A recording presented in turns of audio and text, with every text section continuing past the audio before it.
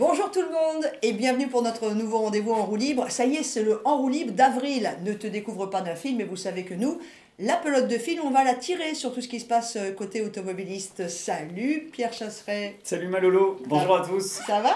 Ouais, j'ai perdu ma caméra, alors le plan large c'est celui-là. Coucou à tous. Il n'y a pas que la caméra qui l'a perdu, mais ça ne vous regarde pas. Bonjour Charles. Bonjour.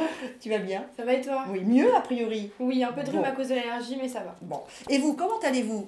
Vous qui êtes évidemment avec nous, mais aussi Gabin qui est en train de réaliser cette émission qui est derrière.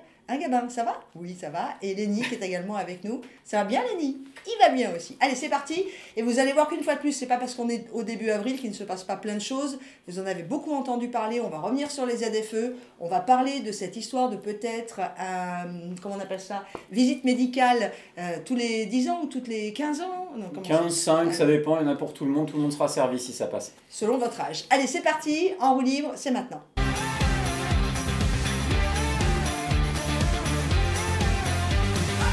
Et dans l'actu, dans le rétro, eh bien évidemment, on ne pouvait pas ne pas en parler, Pierre.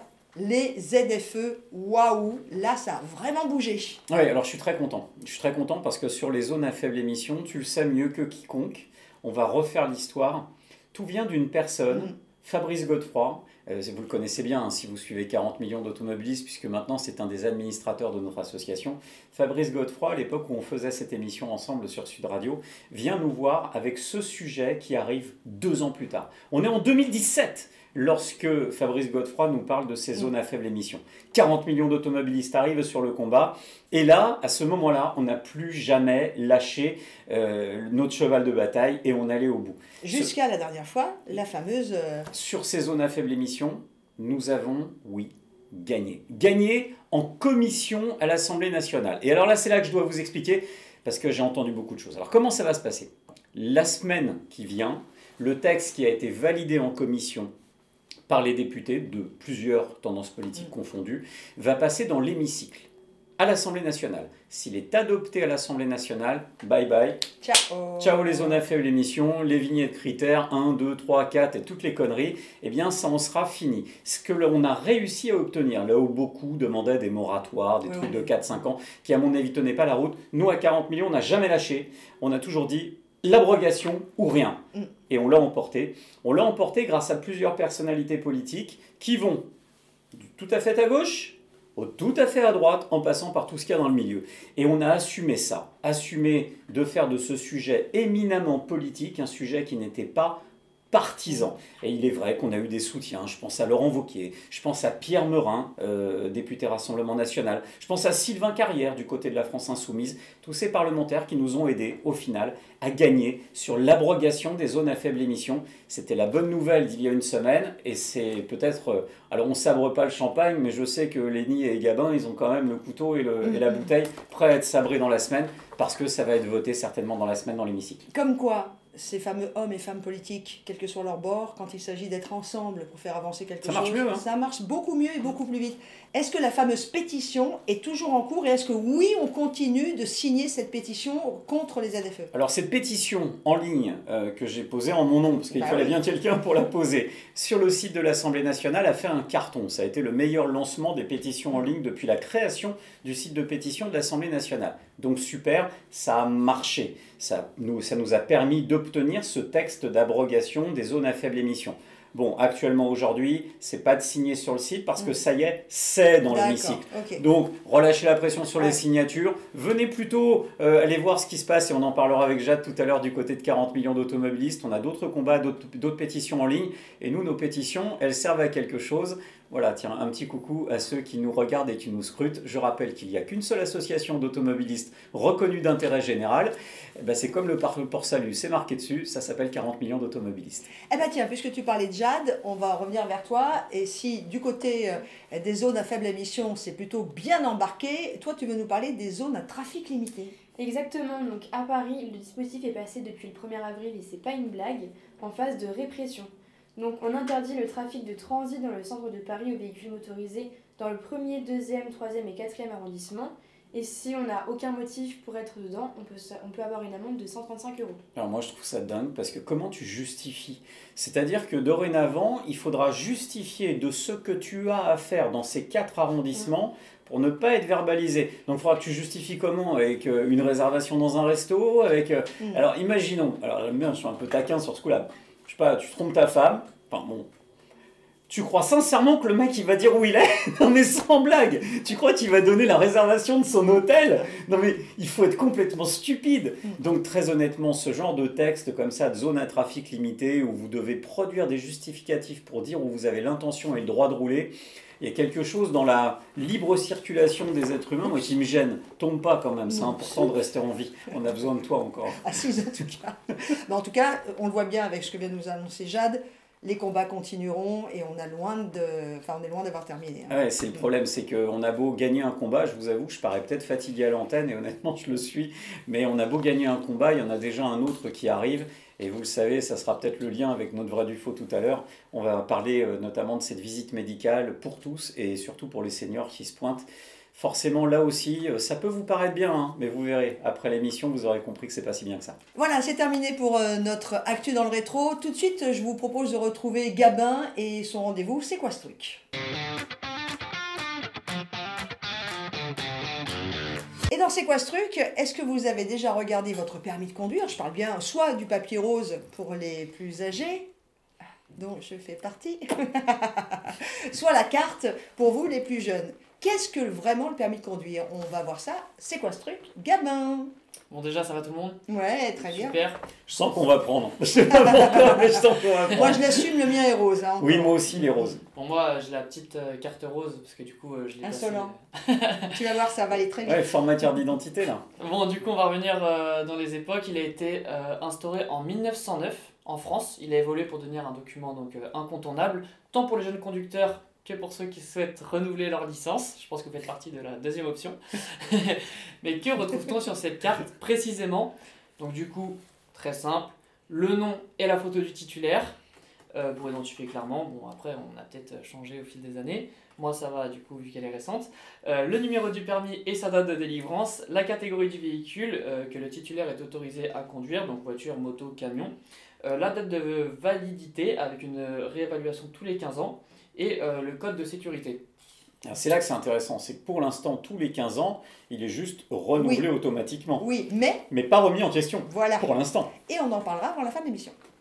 Et donc du coup, il a évolué technologiquement aussi, parce qu'au fil des années, le permis de conduire, il s'est modernisé. Et depuis 2013, donc je pensais que c'était vraiment plus récent, mais en fait c'est déjà un peu vieux, 2013, enfin pour moi, il est devenu un permis biométrique, donc sous forme de carte plastique, avec une puce électronique, donc pour garantir sa sécurité et éviter les falsifications. Ouais, c'est format carte de crédit, quoi. Ouais, c'est ça exactement. Ouais. Et maintenant, je trouve qu'elle ressemble de plus en plus aux petites cartes d'identité, les nouvelles cartes d'identité qui sont aussi roses. Européennes ouais, c'est ça. Et du coup, ça empêche toute fraude tout en facilitant les vérifications par les autorités. Mais c'est toujours pas un document d'identité.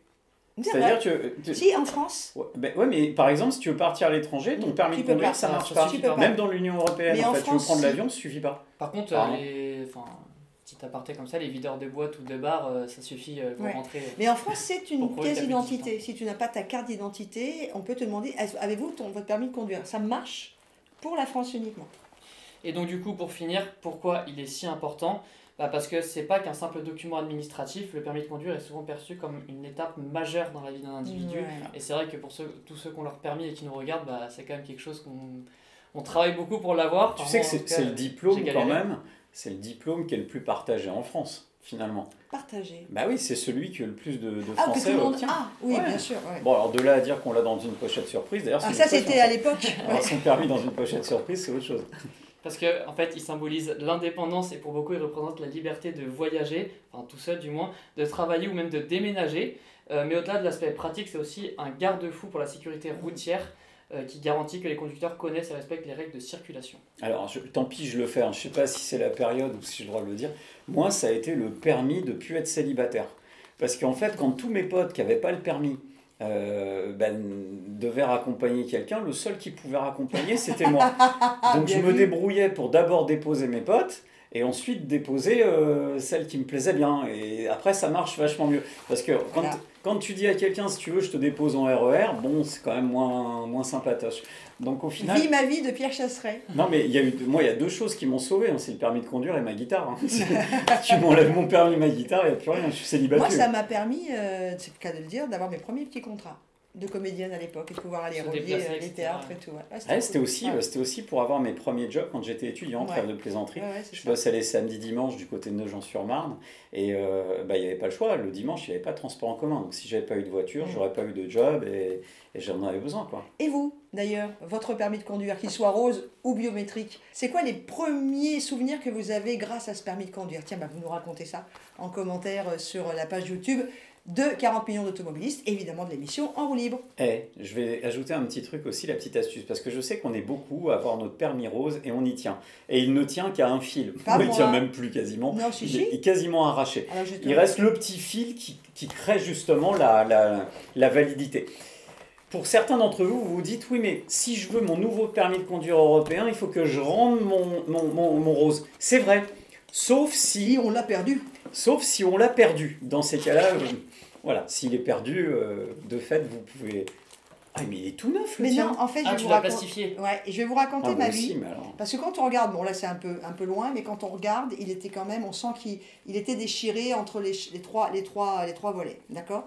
Je suis toute jeune, je suis à Paris, je fais du théâtre, et je suis allée, dans le métro, en fait, on plastifiait les papiers d'identité, ce qui ne se fait plus aujourd'hui, parce qu'on a des cartes. Ouais. Et en fait, je les fais plastifier, mais ça fait au moins 30 ans que je les fais plastifier. Ouais, mais toi, c'est bon, parce que, et tu vois, ce qu'on ne voit pas, c'est qu'ici, normalement, il y a un fil, comme un petit fil plastifié qui passe, et si ce fil est rompu, ça casse la validité de votre permis de conduire. Et je ne devrais pas le dire, mais je crois que le mien, il est un petit peu sur la photo. Oh, je devais avoir 17 ans et demi, je crois, sur la photo. Pas du tout. Tu l'as eu en quelle année? 85. 1800. Mais voilà, une pièce, mesdames, messieurs, de musée. Et tu vois, faites plastifier vos papiers. Mais ça, c'est... Évidemment, maintenant, les cartes, on n'a plus besoin de les faire plastifier. Mais... Tu sais, souvent je le mettais dans ma poche. Ah ouais, mais ça, c'est les mecs. Je faisais comme Gabin, c'était mon passeport, quoi. Comme quoi, le permis réveille beaucoup de choses. Hein. Ouais. Il y a un côté très attachant dans ce permis de conduire. Merci beaucoup, Gabin. Tiens, alors là, vous allez voir, il va changer de visage, parce que là, il était souriant, plein de souvenirs, tout ça. Mais ce qui suit va le gonfler. Vous en avez beaucoup entendu parler toute la semaine, on en parle également dans cette émission, on l'a évoqué au début dans notre Actu dans le rétro, on va revenir sur les ZFE. Et il y a quelque chose qui te gonfle, Pierre Chasseret de 40 millions d'automobilistes, c'est tous ceux qui disent qu'on ne peut rien faire parce qu'il s'agit d'une directive européenne. Vrai ou faux? C'est complètement faux. Ah. Bon, c'est une petite musique, hein, on va dire ça comme ça. Cette petite musique, elle provient d'un avocat d'association environnementale qui s'est exprimé dans les médias et qui a dit « ça sert à rien, vous voulez faire tomber les ZFE à 40 millions d'automobilistes, vous ne pouvez pas. » Parce qu'en fait, c'est une directive européenne qui s'impose à la France. C'est faux. Alors la directive européenne, elle dit quoi? Elle dit que chaque État membre doit mettre en place des mesures pour améliorer la qualité de l'air. Ok. Depuis quand des zones à faible émission? Il n'y a rien dans les directives européennes qui disent qu'il faut imposer des ZFE. C'est d'ailleurs la raison pour laquelle on a la garantie que l'on peut faire casser ce texte et qu'on a réussi à convaincre les parlementaires du bien fondé de notre position qui était justement d'abroger, parce qu'on n'était pas dans l'obligation de la part de l'Europe de mettre en place des mesures de type ZFE. En revanche, soyons objectifs, on ne va pas pouvoir s'en sortir comme ça en abrogeant tout et en jetant tout ce qu'il y a sur la table et puis remise à zéro et on oublie. Il va falloir imaginer quelque chose d'un peu plus intelligent pour faire une retranscription de directives européennes à la française qui montre que sur le côté automobile, eh bien forcément, on réduit l'impact environnemental. La solution, on l'a sur un plateau. On va tout baser sur le respect du contrôle technique. Et ce qu'on propose, et c'est comme ça qu'on l'emporte pour l'instant à l'Assemblée nationale, c'est parce qu'on propose d'être très ferme sur le respect du contrôle technique tel qu'il est actuellement. L'idée n'est pas de le durcir ou quoi que ce soit sur les émissions polluantes.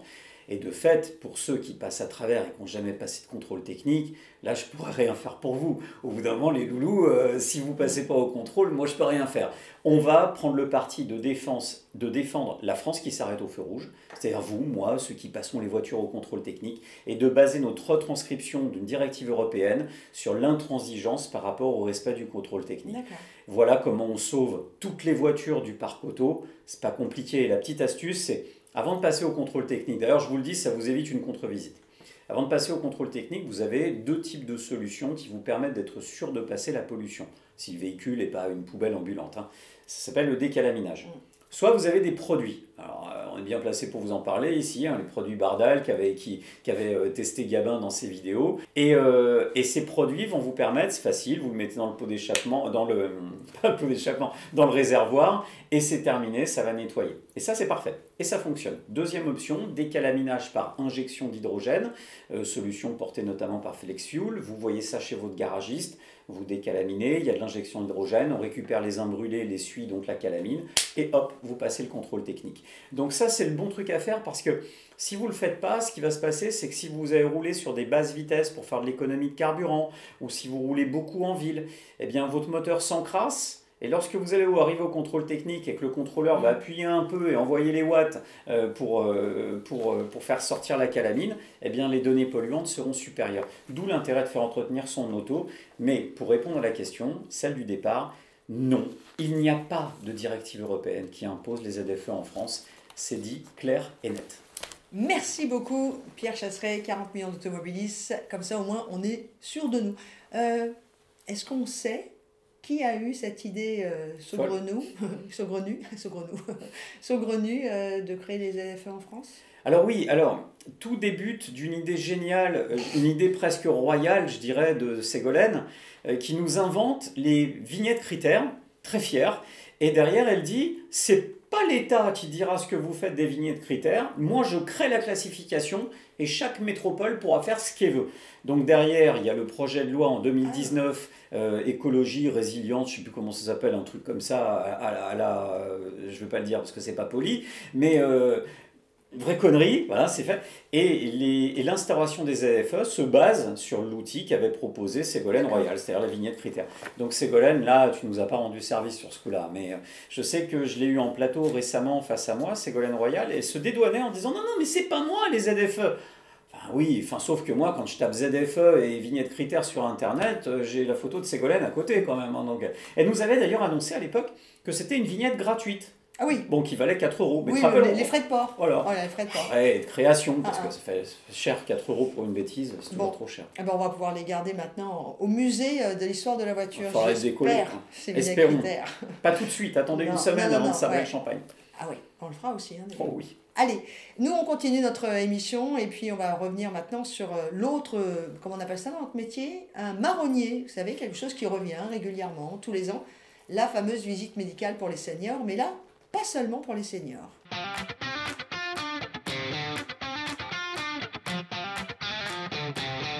Dans notre rendez-vous Le Vrai du Fond, on va faire un point sur ce qui est tombé encore, c'était il y a quelques jours, la fameuse visite médicale, mais là vous allez voir, pas pour les seniors, un peu pour tous. Est-ce que Pierre, tu peux vraiment nous remettre le sujet en place? Ouais, c'est facile. Alors, directive européenne qui impose de mettre ça en place dans les pays membres, et franchement, le problème, c'est qu'encore une fois, on est sur une mesure qui... Il faut oublier le principe de la visite médicale, parce que ce n'est pas le vrai sujet. Le vrai sujet, c'est que l'Europe veut remettre en cause le permis à vie. C'est ça la vraie question qui se pose. Parce qu'on commence sur la visite médicale. Ok, très bien, on se dit, oh c'est bon, ça va faire quand tu as un truc pour le sport, tu sais, faites 3 flexions, ok, c'est bon, merci, au revoir, et vous avez votre certificat médical. C'est pas ça qui va changer quoi que ce soit. Mais qu'est-ce qu'on dirait demain si un parlementaire saisit le fait que dorénavant le permis sera non plus automatiquement renouvelé, mais renouvelable, ce qui est totalement différent, remis en question. Remets-nous les choses en place. À qui va s'adresser cette soi-disant visite médicale si elle passe? Tout le monde. Tout le monde. Cette fois-ci, à partir du moment où j'ai mon permis, tous les 15 ans, visite médicale. Donc, admettons, tu as ton permis à 20 ans, 20, 35, 50, 65, hop 70 ans. Pourquoi? Parce qu'à partir de 70 ans, c'est tous les 5 ans. 70, 75, 80, 85. Et j'espère le plus longtemps possible.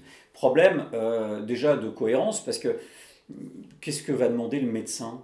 Il va tester des réflexes comment? Non, peut-être les Comme yeux. ça? Oui, mais ça n'a pas de sens. Je veux dire, s'il fallait mettre un contrôle de la vue, dans ce cas-là, on n'a pas besoin d'un médecin traitant, il suffit d'aller chez un opticien, de fournir un document, et puis on n'en parle plus. Là, la vraie volonté de l'Europe, à travers cette directive, de casser le permis à vie. Alors, très bien. Moi, ce que je propose, c'est qu'on va demander à Aurélie ce qu'il en est en Europe, puisque c'est casser le permis à vie. Est-ce qu'en France, on est le seul pays à avoir le permis à vie ou pas? Que se passe-t-il, Aurélie, dans les autres pays européens? Bonjour Laurence. L'obligation de passer une visite médicale pour obtenir ou pour conserver son permis de conduire est effectivement très répandue en Europe. En fait, il y a juste une poignée de pays comme la France, la Pologne ou l'Allemagne qui n'imposent pas cette réglementation sur leur territoire. Partout ailleurs, les automobilistes doivent se conformer à cette règle, plus ou moins stricte en fonction des pays. Par exemple, c'est en Slovaquie que la règle est la plus sévère.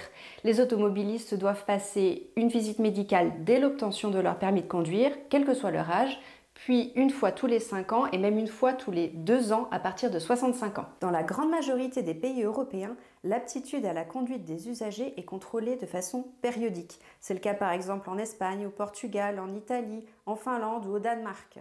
Globalement, l'âge du premier examen médical obligatoire se situe entre 40 ans, par exemple en Italie, et 80 ans en Slovénie. Dans quelques autres pays, enfin, comme la Lettonie, la Lituanie ou la Belgique, ce n'est pas tellement l'âge du conducteur qui compte.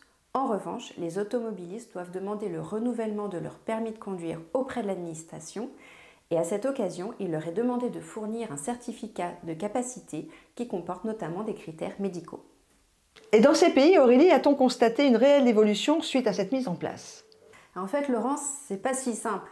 Il y a tellement de façons différentes d'appliquer cette mesure en Europe qu'on a du mal à déterminer avec précision si ça a un effet positif réel sur la sécurité routière. Si on prend l'exemple de la Slovaquie, de l'Italie et du Portugal, qui ont, comme on l'a vu, les règles les plus strictes en matière de visite médicale du permis de conduire, eh bien on se rend compte que parallèlement, ils ont aussi des taux de mortalité routière un peu plus élevés que la moyenne européenne. A l'inverse, la Norvège, la Suède et le Royaume-Uni, qui occupent les 3 premières places du classement européen de sécurité routière, n'imposent pas de leur côté de visite médicale pour le permis de conduire. Donc Laurence, on serait bien en peine de dire actuellement si l'application de cette mesure en France permettrait effectivement d'améliorer les conditions de sécurité sur nos routes. Merci beaucoup Aurélie. Alors ce que j'aimerais aussi savoir, moi, c'est comment est-ce qu'on fonctionne avec le permis de conduire passé un certain âge? Et Jade, je crois que l'Ipsos a fait une très très belle étude. Exactement, donc l'Institut de sondage Ipsos a fait une étude pour l'Institut Vinci, et donc les automobilistes de plus de 65 ans conduisent à 93%. Mais à 91%, ils disent que donc forcément cette pratique est indispensable, mais leur comportement il change un petit peu du nôtre par exemple. Donc 78% roulent moins de nuit. Donc forcément ils doivent être moins à l'aise. Moi la première, qui a des problèmes de vue, je suis pas à l'aise la nuit donc j'essaie de moins rouler. 81% roulent moins vite et avec plus de pauses pour un long voyage. Donc déjà ils prennent pareil des bons réflexes pour éviter l'endormissement, etc. Et 65% empruntent des parcours bien connus, pour éviter justement de se retrouver dans des situations où ils sont un petit peu perdus et de prendre des risques. En fait, le senior, il adapte son comportement. Oui, Et il est intelligent, le conducteur. Et c'est pour ça qu'au final, on se retrouve avec beaucoup moins d'accidents responsables de la part des seniors. Ils sont moins responsables d'accidents parce qu'ils sont conscients de leurs failles. Donc, à quoi bon mettre encore une mesure tous les 5 ans, comme ça, qui va venir stigmatiser une population? Parce que moi, stigmatiser une population, quand en fait, l'objectif, c'est de compter sur vous, moi, qui regardez l'émission en se disant on va donner l'impression qu'on tape sur les seniors, parce que taper sur les vieux, tout le monde est d'accord. On se dit, oh, bah, ça, c'est pas moi, c'est les autres. Et derrière, on remet en question votre permis. D'où la pétition qu'on a lancée avec 40 millions d'automobilistes sur notre site internet. On vous met le lien en description. Touche pas à mon permis. TPMP, voilà, pour faire simple. Avec un petit message de solidarité à ceux qui ont perdu leur émission. Touche pas à mon permis, pourquoi? Parce que Lolo, si demain on touche à ton permis de conduire. Ah bah moi je suis dans la schnouf et juste une chose, hein, c'est que moi je suis dans la schnouf, mais les médecins vont l'être aussi, parce qu'on n'a déjà pas assez de médecins en France. Enfin, il y a les zones où il n'y a pas de médecins, il faut faire 50 km, 100 km, enfin, voilà, à quoi tu vois? On est d'accord, les médecins ne peuvent pas le faire. Il suffit d'aller en zone rurale une fois, prendre un rendez-vous chez un généraliste, amitié à mon médecin généraliste qui nous regarde, il suffit de le faire une fois pour comprendre très vite qu'en fait on ne peut pas. On ne peut pas assimiler 40 millions de personnes qui vont arriver comme ça. Il va leur demander quoi? Et puis justement, si quelqu'un n'a pas de médecin traitant, comment ça se passe, puisque les médecins ne prennent plus forcément? Et puis pire, Jade, imagine, je suis ton médecin, t'arrives devant moi, je te fais faire quoi? Bonne question. Un examen de la vue, comme ça, vite fait. Et derrière, admettons, vraiment, tu vois pas. Je signe un document à toi, ma patiente, pour te dire que tu peux plus conduire. Mais tu vas aller voir un autre médecin. Ah oui. Et puis au-delà de ça, pardon, vas-y. Maintenant, il y a les rendez-vous chez le médecin aussi en visioconférence. Ah, magnifique. Et si jamais ton médecin trouve que tu es apte à conduire et que dans la semaine qui suit, tu as un accident... Qui porte la responsabilité? Et c'est pour ça que les médecins traitants, les médecins généralistes, ne veulent pas porter cette proposition de loi lunaire co-signée par 85 parlementaires qui se sont pas posé de questions. Je peux vous dire, j'en connais un des 85, c'est pas le glaçon le plus frais du pastis. Hein. Donc quand je vois les 84 autres, je me dis, les gars, oh, vous êtes des parlementaires, réfléchissez 5 minutes. Vous voyez bien que derrière, la seule réponse qu'il pourrait y avoir, c'est de mettre en place une commission médicale. Alors facile, coûte 500 balles la commission, on est 40 millions d'automobilistes, 4 x 5, 20 milliards d'euros. Moi je trouve que c'est propre. Qui paye? Il n'y a plus de son, plus d'image. Donc on va se battre avec 40 millions d'automobilistes grâce à vous sur cette pétition. Signez s'il vous plaît, ça a marché sur les ZFE, on rejoue la même. Touche pas à mon permis. Revenez signer notre pétition parce qu'on va militer pour avoir des propositions alternatives. Et je vous promets que d'ici quelques jours, on est en train de préparer un truc avec toute l'équipe, avec Gab, avec Lénie, avec Jade, avec Loulou. Et je peux vous garantir, avec Victorine, avec Aurélie, je peux vous garantir qu'on est en train de préparer une énorme opération autour du vieillir et conduire. J'ai pas dit vieillir ou conduire. Vieillir et conduire. Parce que quoi qu'il arrive, c'est une question. Bien sûr. Et puis ça nous arrivera et beaucoup plus vite qu'on le pense. Mais oui, mais non, ça va. Non, mais le temps passe très vite. Et un jour, tu te retrouves face à ton âge en te disant waouh. Et puis surtout, qu'est-ce que tu fais? On est tous concernés un jour. Tiens, imagine demain, toi tu habites un petit bled en campagne, moi tu sais que je serai plutôt du côté du sud, tranquillement, et on a envie de se voir parce qu'on va prendre un verre ensemble et on sera peut-être un peu âgé, il y en aura peut-être un qui voudra venir voir l'autre. Et comment on fait? On assigne les gens à domicile, on les met à l'EHPAD, qu'est-ce qu'on fait? On signe l'euthanasie qui va avec. Non mais retirer la mobilité de quelqu'un, c'est capital. Est-ce que tu as pensé à un petit papy, une petite mamie qui va se retrouver devant une commission médicale et qui va stresser parce qu'il saura que ce jour-là, il va en perdre ses moyens parce qu'il va se dire qu'il aura en face à lui des gens qui vont dire oui ou non. Il peut perdre toutes ses capacités. Donc, foutons un peu la paix aux Français. Pierre Chasseret, là on parle beaucoup des seniors et je crois, Jade, que tu as d'autres infos à partager avec nous. Mais j'aimerais aussi, juste après, qu'on ouvre le sujet sur les gens comme toi et moi, comme ceux qui viennent de passer leur permis à 20 ans, qui à 35 ans, pour une raison ou pour une autre, si jamais le médecin trouve qu'ils ne peuvent plus conduire, comment ils font pour aller bosser? Ils perdent leur emploi. Il y a d'autres sujets aussi qui sont du coup, tu vois, d'importance. Alors, Jade. Alors justement, 68% des seniors, donc de plus de 65 ans, aimeraient bénéficier d'un meilleur accompagnement. Donc eux, par exemple, c'est pas forcément la visite médicale qu'ils voudraient, mais plutôt des stages, des formations ou des remises à jour pour se remettre un petit peu à la page et mieux s'adapter à l'environnement actuel. Pas idiot, je pense aux voies de covoiturage, il y en a qui ne savent pas ce que c'est, quoi. Ouais. Mais par contre, qui paye, hein, c'est toujours la même question. C'est ça. Mais justement, il y a un site qui a été créé par la Fondation Vinci et mobilsenior.fr. Donc c'est un outil en ligne disponible qui propose des séries d'exercices de mémoire visuelle ou sérielle et une mise en situation pour travailler la mobilité dans l'espace. Donc ça peut déjà être une première solution pour accompagner les seniors et même tout le monde en fait à s'adapter Ouais, moi je pense qu'il faut aller sur des mesures qui font consensus. Quand on est sur un sujet de société tel que celui-là, je n'aime pas les mesures qui vont stigmatiser une partie de la population, parce que quoi qu'il arrive, on stigmatise les seniors, même si on met les autres dans la balance, et j'aime pas ce type de mesures. Vaut mieux aller sur des mesures consensus. En revanche, tu posais la bonne question. Tu as 35 ans, tu traverses une période de vie. Je l'ai traversé, tu l'as traversé. On n'a pas des parcours linéaires, on a toujours une période de vie un peu plus compliquée, des périodes où quelquefois on a un accompagnement qui est délicat, où on n'est pas en pleine possession de nos moyens. Et qu'est-ce qu'on va faire? Si on nous avait enlevé notre mobilité dans les moments où on n'allait pas très fort, qu'est-ce qu'on aurait fait? Même pour le boulot, moi j'ai fait un métier où si j'avais pas mon permis, j'étais au chômage. Oui, bah, tu sais que Stade de 2005, elle n'est pas toute fraîche, mais c'est la seule que j'ai, ça n'a pas été refait depuis. Il faudrait que la sécurité routière refasse ça. 130 000 retraites permis de conduire en 2005. 50 000 pertes d'emploi dans la foulée. Donc ça veut dire que quand vous enlevez le permis à quelqu'un, vous avez une forte probabilité de lui enlever aussi son boulot. Ceci étant dit, les 130 000, c'était sans doute suite à des excès de vitesse ou des conduites en état d'ivresse, etc. Ben, bien sûr. Là, on parle, là pour le coup, ça s'explique. Mais là, on parle de, imagine que je perde un peu des yeux, et on va me dire, ah ben non, tant que vous n'avez pas été chez l'ophtalmo, que vous n'avez pas des nouvelles lunettes, machin, vous ne pouvez plus conduire. Oui, il y a plein de choses. Il y a des choses comme ça. Et surtout, moi, la question que je me pose, c'est quand on va arriver chez le médecin, t'es pas dans une voiture et lui, c'est pas un inspecteur du permis de conduire. Donc, savoir si on est en capacité de rouler ou pas, ça se fait pas en 10 minutes. Ça peut être une commission médicale, mais ça nécessite une mise en situation. Quand on décide du retrait du permis de conduire à quelqu'un, c'est une condamnation en France. Donc, ça veut dire que d'un seul coup, la loi permettrait de condamner. C'est pas possible. Donc, je vous demande...